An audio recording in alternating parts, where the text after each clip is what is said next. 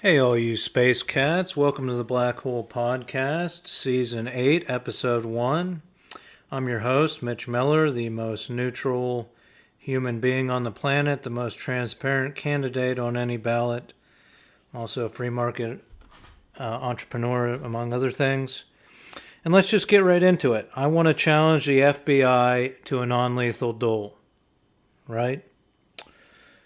Every agent, contractor, and operator and employee of the FBI, all the way up to the director, I challenge you to a non-lethal duel using non-lethal dueling pistols, swords, or a scholastic wrestling match. Now, I'm suggesting a code of honor when it comes to dueling and conflict resolution rather than war.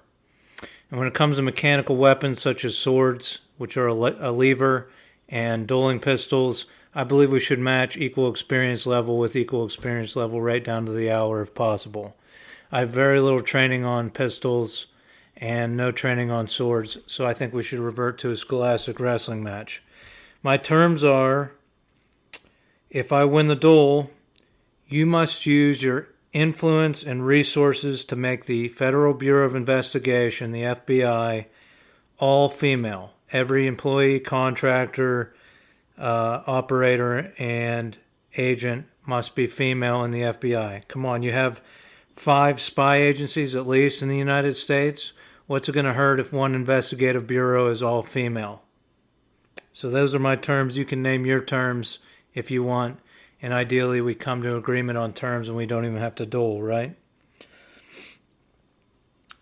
All right, so I'm running for I'm running for mayor of Pittsburgh. Yeah, I'm running again. I'm always running. I have the website up, mitchformayor.com. You can see my platform, but I want to just start by explaining 3 aspects of my platform for mayor of Pittsburgh. Number 1, what I would do as mayor is launch a citywide bulletin board style platform where people can upload videos on a communal bulletin board. And this is designed to keep city employees honest. And people can post a video of city employees doing something not good, that they shouldn't be doing. Abuse of power of police, beating people, hitting people. These videos by bystanders can be posted to this bulletin board.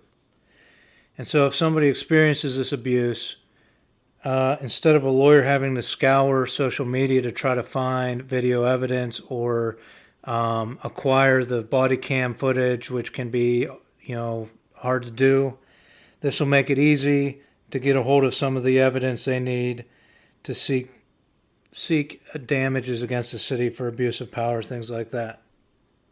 They'll be able to go on the bulletin board, search the date and time, and see all the videos that were posted on that day, go through that. So it'd be it's a technology aspect of the city, but it comes from when my garage was hit by a garbage truck. I could hear the garbage men outside yelling at the driver. They hit my garage. There was damage in my garage, but I had to jump through a bunch of loopholes if I was ever going to get any kind of repayment to repair my garage. So I didn't, right? But to keep these city employees honest, I think we should have this bulletin board. And it's essentially police reform, right? But we're going to have an agreement. If you use video from this bulletin board platform, you sign an agreement. And you are only entitled to a settlement from a fund set aside for this type of abuse of power, this type of malfeasance by city employees. Now, many cities already do this. They allot funds, and they can put caps on how much people can seek against the city. This puts it right in the platform, right in writing. This is what you agree if you use a video that was freely uploaded to this platform by a bystander because we collected it for you, right? Because we're trying to keep our city honest. So this fund, say we set $5 or $10 million aside a year for this fund, police, fire, garbage, all city workers will receive a percentage of what's left in the fund at the end of the year as a bonus. But the rest will be rolled over to the next year's fund to pay out damages, claims about city workers. But they'll be bonused on what's left in the fund, so it's an incentive to not do bad things, or to be honest and culpable for what they're doing as city employees. So it's just basically saying we have nothing to hide at the city. There's cameras everywhere. Everybody has a phone in their pocket. There's cameras everywhere. Let's embrace it. Let's facilitate it as a city by city and build this out for other cities if they want police reform, right? It's true police reform rather than relying on social media, which skews everything, which makes it very difficult to acquire this stuff. We're going to do it on the local city level, and we have nothing to hide. The second aspect of this campaign, this platform, is a sanctuary city program. Now, we've heard of sanctuary cities in the news. They are basically local government trying to protect certain groups, right? And my idea of a sanctuary city, I believe we have the technology to protect women who have PFA's protection from orders against people, or restraining orders, they're sometimes called, against significant others and people that have abused them, have, whatever legitimate reason a judge found to keep people away from these women. I believe we can protect them to a higher degree if we focus on a city limits type of situation. So this may require a reworking of PFAs and restraining orders to ban a person from the entire city limits of, say, Pittsburgh, rather than just 1,000 feet or whatever the standard is. But basically it would work off of cell phones, right? I think we should not rely on cell phones so much, but people are addicted to it, and so let's embrace this and use it to create a sanctuary city for women who have protection orders, people stalking them, things like that, right? All Pittsburgh residents will register their mobile phone, much like we registered our landlines in the public phone book, right? This isn't a huge leap. You register your mobile phone if you live in the city of Pittsburgh. We will use this information to identify all foreign and unregistered phones entering the city of Pittsburgh limits. So say you're just driving through Pittsburgh, you might get an alert on your phone when you hit our towers in our city, right? And I'm all about acquiring these wireless towers and standing up to the wireless companies, but this way we can work with them if they're not going to admit culpability for certain things. Maybe you're driving through Pittsburgh, you get an alert, hey, we're trying to ID the person on this phone. You can cooperate, you cannot cooperate, but you entered our city limits, so now we're looking into your phone because you're not registered, you're not a resident.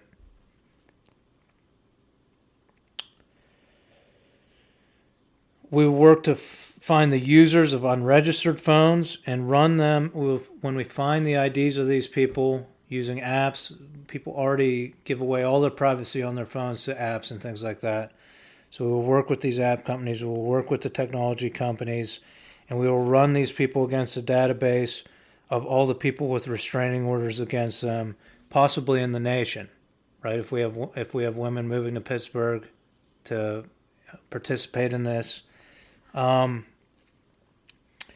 police or the federal agents will approach these people and either escort them to the edge of the city limits or seek other legal actions, depending on the severity of the situation, the repetitiveness of how many times they've breached their restraining order and things like that.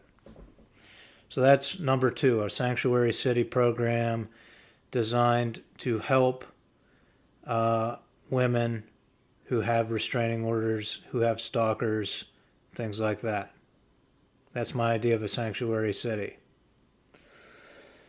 Number 3, I call it corporate tactics for lower brackets, right? Billionaires use tax loopholes to avoid paying income tax to the level that normal people have to. So let's use the same tax loopholes billionaires use to help everyday people not have to pay their federal income tax, right? Pittsburgh is incorporated. So why not amend the charter, the articles of incorporation, so that we can design it so that we can use, every citizen of Pittsburgh can use the same tax loopholes that the billionaires use, at least until the federal government ends all the tax loopholes, until the tax code is fair for every human in the nation, right? So one example I have, and I'm hoping I'm joined by many strategists and accountants and things like that. One example is to issue one share of stock in the city of Pittsburgh equal to your annual income. You already file your income tax with the city. The city has this information. Let's use it to issue one stock certificate in the amount of your total annual income each year. So if someone makes $1,250,000 a year, we issue one stock certificate for that amount in the city of Pittsburgh. If someone makes $13,000 a year, we issue one stock certificate in their name in that amount each year. Each year you're a resident of Pittsburgh, you receive that stock certificate for your total annual income. And we'll hire the experts to use the tax strategies that billionaires use so that citizens don't have to pay federal income tax. Possibly no federal income tax whatsoever. Okay, so if the federal government, if the leadership of the United States of America, if you're going to run the country off tariffs, if that's your grand plan, you're just going to bring in the beautiful tariffs and you're going to run the whole country off of tariffs, let's make sure you're not relying on the lower tax brackets, the lower tax income, the everyday people's taxes for your strategy. You're not just going to run it off tariffs and cut the billionaires' taxes and the corporate taxes. We're going to make sure you stay honest. We're going to keep them honest. And that's my strategy, corporate tactics for lower brackets. So those are my three ideas for Pittsburgh Mayor. I have many other ideas which I'll go into this season. Probably what I'm going to do is start each episode challenging a different spy agency. Then I'm going to go into an idea for Mayor of Pittsburgh, and then I'm going to continue to share ideas I have if I was President of the United States of America. So probably future episodes will be shorter. I'll try to incorporate anything else I can into these episodes. What I want to do now is talk about someone who emailed me. Someone actually contacted me, listened to the podcast and contacted me. This is a rarity. Christian Ray Flores is his name. His assistant reached out to me. Now, I've reached out to many podcasts with descriptions and with descriptions of my podcast, hoping they would plug my podcast on their podcast. And so Christian wants to come on the show. This is mostly a single person podcast. I've had someone on in the past, Bill Earl, but it's mostly just me. I don't usually have guests. I wanted to put it out to the listeners to help me decide whether I should try to do a podcast with Christian on there. But I want to extend the courtesy that I wish all podcasts would extend me. I'm going to read Christian's description that they emailed me and let you decide. You can look into them. The listener can look into them. And you can message me on Buzzsprout what you think. Should he come on? No, that's not a good match. Whatever you guys think, I'm putting it to the listeners. Help me make this podcast what it can be. Here's the description. Christian's story is one of extraordinary transformation and resilience.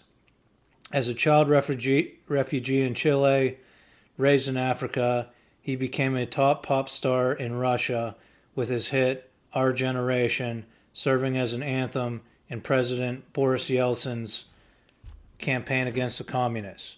Today, Christian is a U.S.-based entrepreneur, evangelist, and philanthropist with a master's in economics, fluency in 4 languages, a social following of 60,000, and a weekly newsletter reaching 22,000. He is currently promoting his little book of Big Reasons to Love America, in which he shares powerful insights from the perspective of an immigrant who experienced life under tyranny. So that's the description they sent me. Now, social following of 60,000, if even some of those tuned into the podcast, maybe I could get some of my projects off the ground. Newsletter reaching 22,000.